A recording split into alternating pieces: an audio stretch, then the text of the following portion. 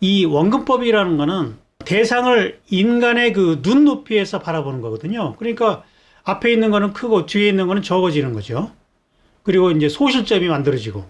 그러니까 이렇게 세계를 바라보는 거는 대상을 주와 종, 형상과 배경의 관계로 포착하는 방식이고, 인간인 주체가 대상인 객체를 포착하는 방법이라는 거죠.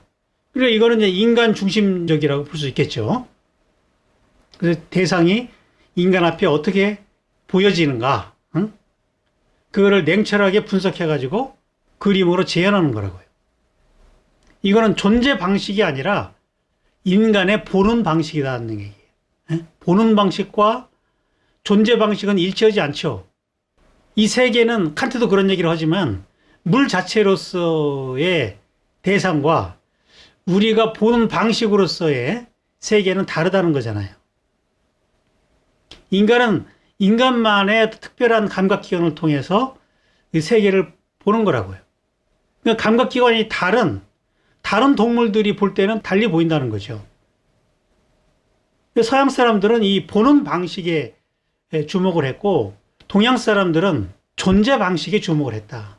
대상이 어떻게 존재하는가.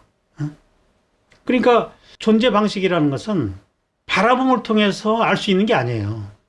내가 그 대상과 하나 돼가지고, 물화일체가 돼가지고 대상을 느낄 때 그 존재에 대한 표현이 가능한 거거든요.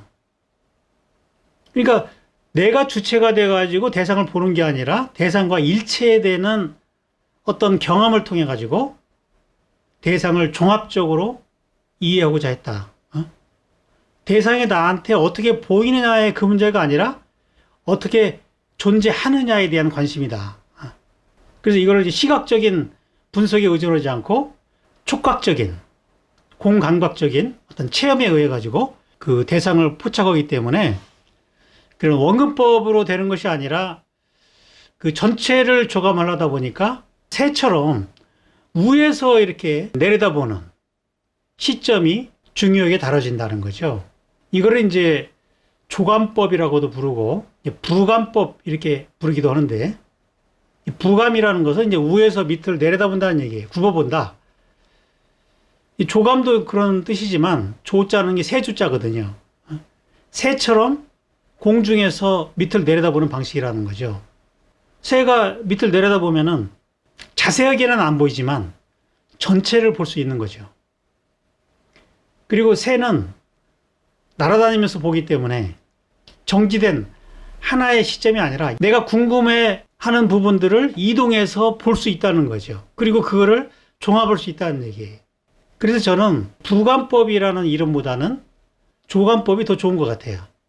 이 부감법은 그냥 내려다본다는 그런 의미지만, 조감법도 같은 의미지만 새가 날아다닌다는 그런 이동하는 시간성이 들어가기 때문에 좀 더 포괄적인 개념이다, 이렇게 말할 수 있을 것 같아요.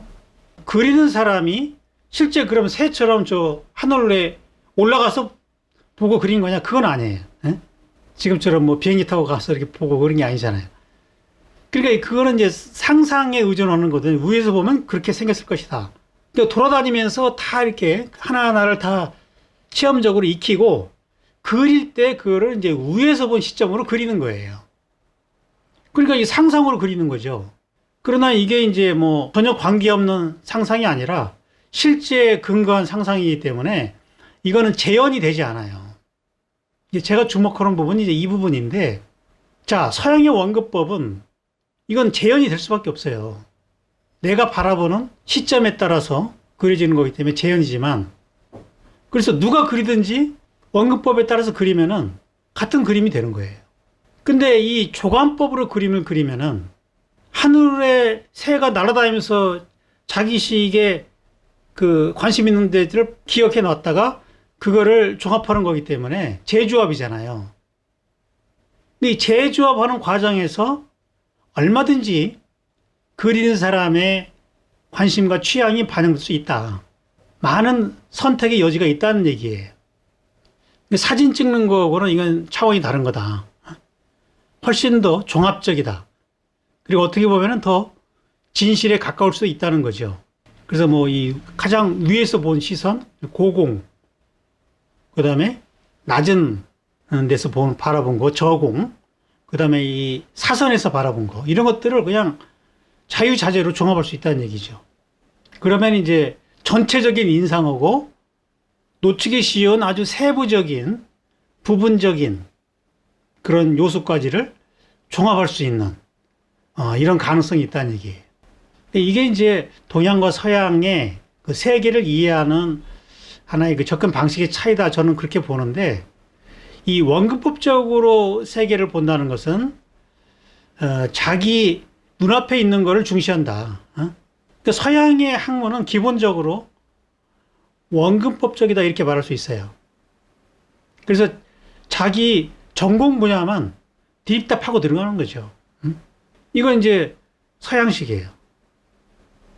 근데 동양은 그렇게 보진 않죠. 위에서 보면은 그렇게 세부적인 것은 잘 안 보여도 전체가 보이거든요. 비행기 타고 한번 밑을 보세요. 전체가 보인다고요. 뭐 빌딩이 아무리 높아도 위에서 보면은 별 차이가 없다고요. 제가 썼던 그 책들 중에서 그 한국의 미학이라든지 뭐 미학적 인간으로 살아가기 이런 책들 보면은 그 동서고음이 막 왔다 갔다 하잖아요.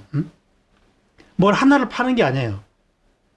그 전체를 조감하면서 이 관계 짓기를 하잖아요. 이게 이제 앵글의 차이인 거죠. 저는 이것을 한국적이라고 봐요. 이런 그림처럼 위에서 이렇게 바라보면서 전체의 관계망을 그려 보이는 거거든요. 이런 조감도도 필요하고 옆에서 본 세부적인 그런 장면도 필요한 거죠. 이 어떤 게 더 우월하다 이걸 얘기하는 것이 아니라 이 세계를 이해하기 위해서는 다양한 시점, 다양한 앵글에서 본 세계가 필요하다는 얘기예요. 하나의 시점으로 모든 거를 다 해결하려고 하면 안 된다는 얘기예요. 그러니까 서양 문화와 동양 문화가 다 가치가 있는 거죠. 그 독수리가 하늘을 날잖아요. 그러다가 이제 먹이를 발견하면 뭐 직하해가지고 탁 낚아채죠. 그리고 다시 이제 하늘로 올라가고 뭐 이런 방식이거든요. 멀리서 하늘에서 보면은 오밀조밀하고 다 조그만하지만 뭔가 필요한 거 있으면 밑으로 내려가서 세부적인 것을 포착한다는 얘기예요. 저는 이 책을 읽을 때도 그런 식으로 보거든요. 처음에 그냥 냄새 한번 싹 맡고 책 제목 보고 목차 보고 그 다음에 대충 느낌을 쓱 이렇게 본다고요. 그리고 내가 필요한 부분들을 찾아 들어가는 거죠. 이렇게 내가 예측한 부분들을 찾아내는 거라고요. 내가 모르는 내용을 책을 통해서 안다. 이건 불가능하다고 봐요. 우리가 독서가 필요한 이유는 내가 직관적으로 이해한 내용을 언어적으로 확인하는 거라고요. 내가 직관적으로 어떤 느낌이 없으면은요, 언어를 읽어도 이 자기 거가 되지 않아요. 저는 직관이 먼저라고 봐요. 직관이 먼저 감으로 이럴 것이다. 근데 어떻게 표현하기 어려워요.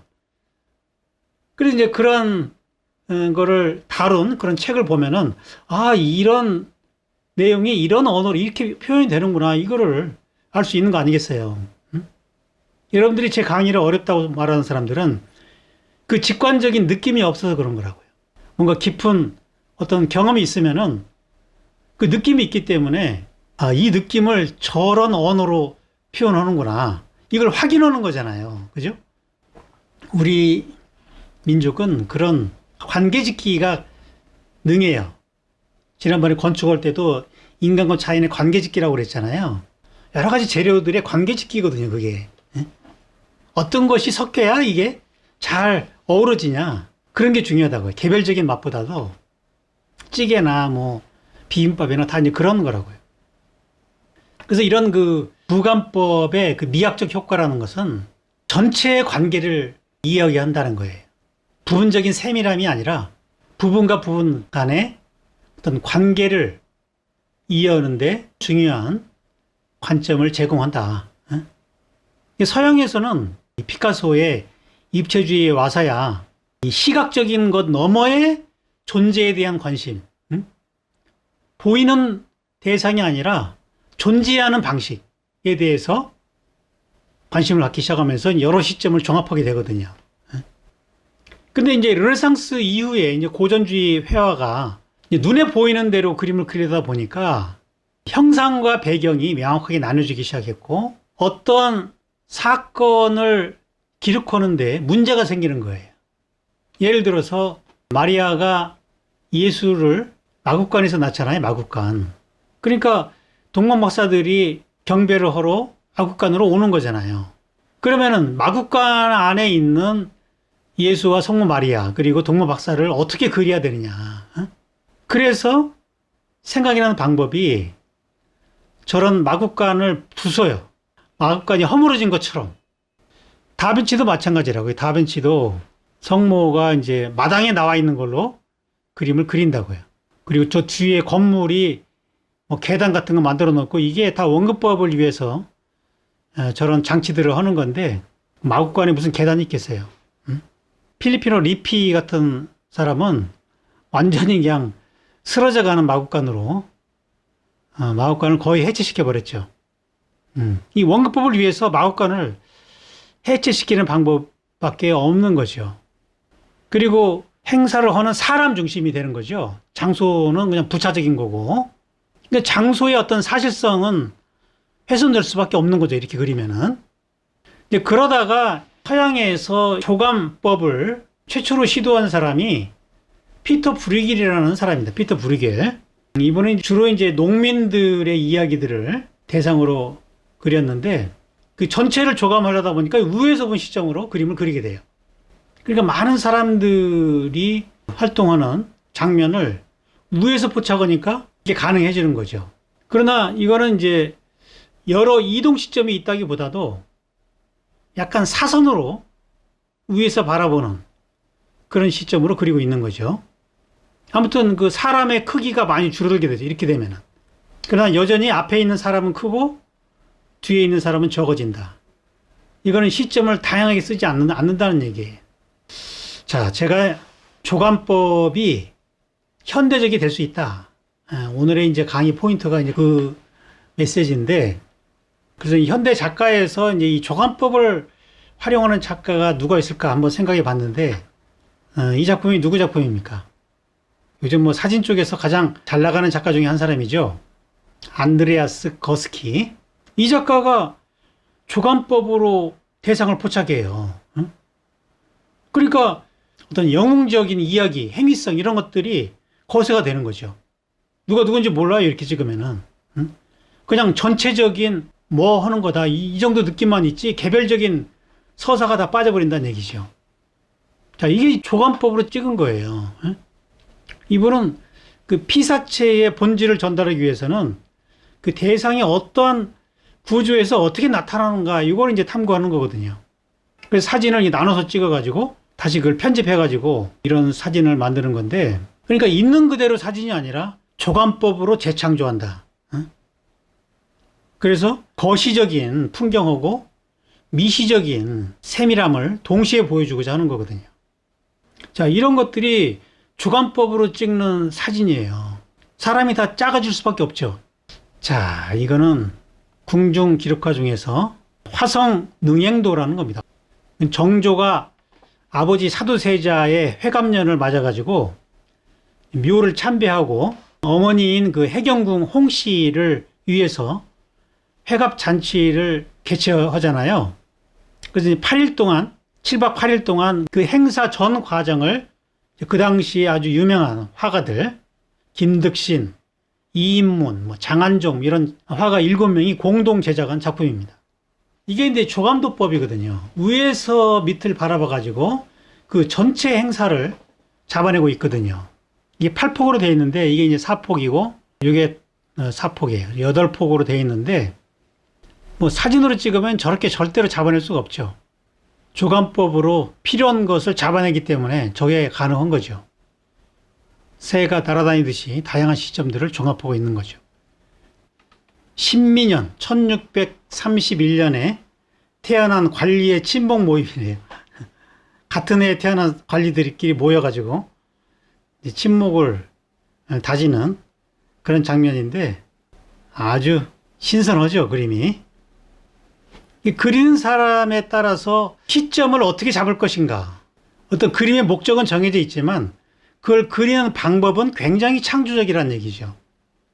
그러니까 이거는 기록화적인 성격도 있지만 어떤 회화의 자율성이 있을 수 있다는 얘기예요.